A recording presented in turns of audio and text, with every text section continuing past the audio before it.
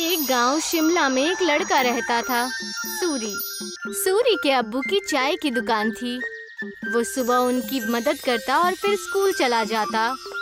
School में सूरी से कोई ठीक से बात नहीं करता था, क्योंकि वो चाय बनाने वाले का बेटा है। वो सबसे बात करने की कोशिश करता है, दोस्तों के ग्रुप में शामिल होना चाहता है, लेकिन कोई भी उससे बात नहीं करता। और अगर वो बात करने की कोशिश भी करता तो सारे लोग उसका मजाक उड़ाने लगते। हे, कोई मेरे साथ वीडियो गेम खेलेगा? हाँ, मैं खेलूंगा। अरे चाय बनाने के लिए नहीं, गेम खेलने के लिए बुला रहा हूँ, तू रहने दे। सूरी को बहुत बुरा लगता है। वो घर आते ही मुंह फुलाकर बैठ जाता है। सूरी के अब्बू ये देखते हैं और उसके लिए खाना लेकर आते हैं। अरे क्या हुआ सूरी, तू मायूस क्यों है आज? ले खाना खा ले, तुझे अच्छा लगेगा, ले। पापा, कोई और काम क्यों नहीं करते? आपको इतने सारे कामों में से यही काम मिला।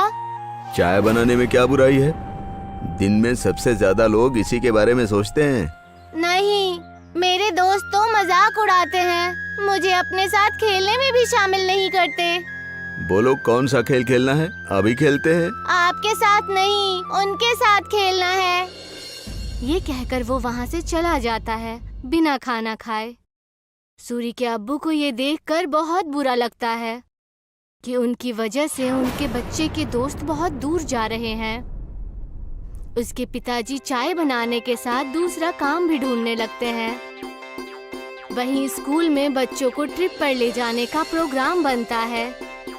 कुछ दिन बाद आप सभी बच्चों को एक जंगल ट्रिप पर ले जाया जाएगा। सभी बच्चे उसी तैयारी के साथ आएंगे। सारे बच्चे खुश हो जाते हैं। सूरी घर आकर ये बात अपने अब्बू को बताता है। पापा, मुझे स्कूल की तरफ से जंगल की ट्रिप पे ले जाया जा रहा है। मुझे जरूरी सामान पैक करके दे दीजिएगा। अरे वाह, ये तो बहुत अच्छी बात है। अपने सामान में एक छोटा बर्तन जरूर लेकर जाना, वहाँ अगर कुछ पकाना हो तो काम आ सकता है, ठीक है? जी पापा, जरूर। और हाँ, तुम्हें एक और बात बतानी थी। मैं नई नौकरी ढूंढ रहा हूँ। तुम्हें अब अपने दोस्तों के सामने शर्मिंदा नहीं होना पड़ेगा और वो तुमसे बात भी करेंगे। सच पापा? हाँ। सूरी खुशी से पिताजी के गले लग जाता है। कुछ दिन बाद उस जंगल ट्रिप पर जाने का दिन आ जाता है। सब उस जंगल में पहुंचने के बाद ट्रैकिंग शुरू कर देते हैं। मैं सबको 4 ग्रुप में बांटूंगा, जिसमें एक लीडर भी होगा। वो सब एक साथ में रहेंगे और अपना काम करेंगे। सब अपने लीडर की बात मानेंगे, समझ गए ना? सब अपना बैग लेकर ट्रैकिंग शुरू करते हैं।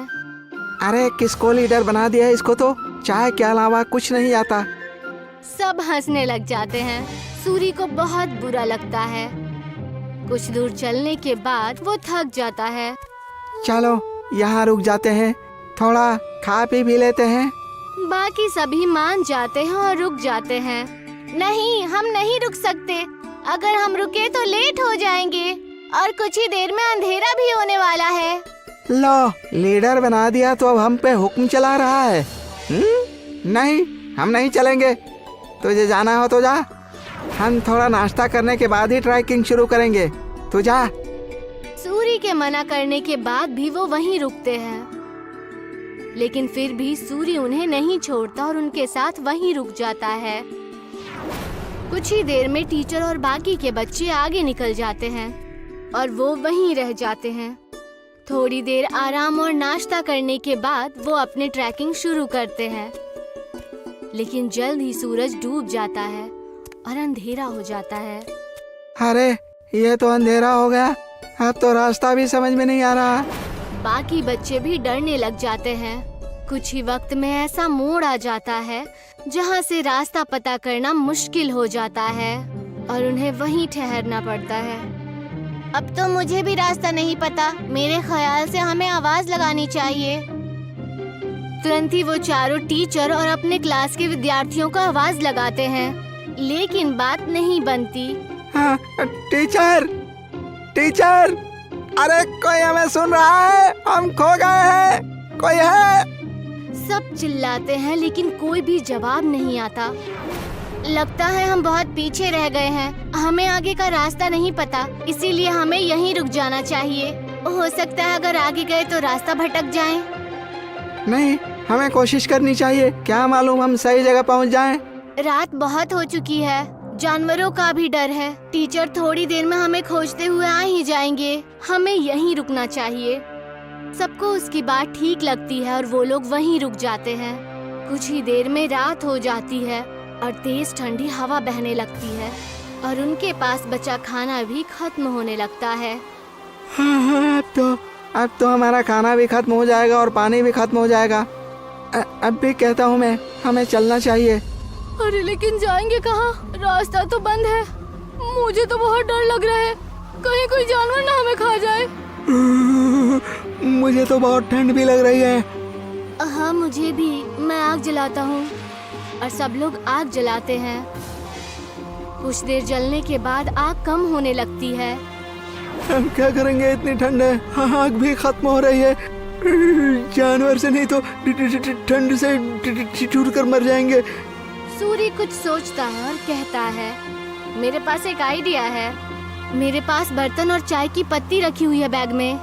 वो आग बुझने के बाद तक गर्म रहेगी तो हमें भी गर्म रखेगी। सूरी तुरंत वो बर्तन निकालता है और सब उसे अपना पानी दे देते हैं, लेकिन फिर भी पानी कम पड़ता है। वहीं पास में जमीन पर बर्फ पड़ी होती है। वो उसे उठा लेता है। जैसे ही काली चाय बनती है, आग खत्म हो जाती है। सबको बहुत अच्छा लगता है। उसे पीने के बाद सब तारीफ भी करते हैं, लेकिन अयन सिर्फ चुपचाप चाय पीता है। कुछ ही देर में उन्हें पत्तियों की आवाज आती है और वो अपने पीछे की तरफ देखते हैं। वो देखते हैं कि उनके टीचर आ रहे हैं। सब राहत की सांस लेते हैं। कैंप में पहुंचने के बाद जब टीचर उनकी तारीफें करते हैं तो अयन कहता है कि वो महफूज उनके लीडर सूरी की वजह से है। ये सुनकर सूरी को बेहद खुशी होती है। सूरी की कहानी सुनकर सब उससे दोस्ती करने आते हैं। अगर आज सूरी को चाय बनानी नहीं आती तो शायद सब उसके दोस्त नहीं बनते। आज पहली बार उसे चाय वाला होने पर खुशी हो रही थी। अगले दिन वो खुशी खुशी अपने पिताजी के पास गया और उन्हें सारी बातें बता दी। अरे ये तो बहुत खुशी की बात है। एक बात तो मेरे पास भी है, मैंने अच्छी नौकरी ढूंढ ली है। सूरी ये सुनकर हैरान और उदास हो जाता है। नहीं पिताजी, आपको काम बदलने की कोई जरूरत नहीं है। आप जो भी काम करते हैं वो अच्छा ही होता है और कोई भी काम छोटा या बड़ा नहीं होता। ये मुझे अब समझ आ गया है। सूरी के पिता ये सुनकर खुश हो जाते हैं और अगले दिन वो खुशी खुशी अपने दुकान में अपने अब्बू की मदद करने लगा। और जैसे ही वो स्कूल पहुंचा तो सब उससे मिलकर उससे बातें करने लगे और उसके साथ खेलने लगे।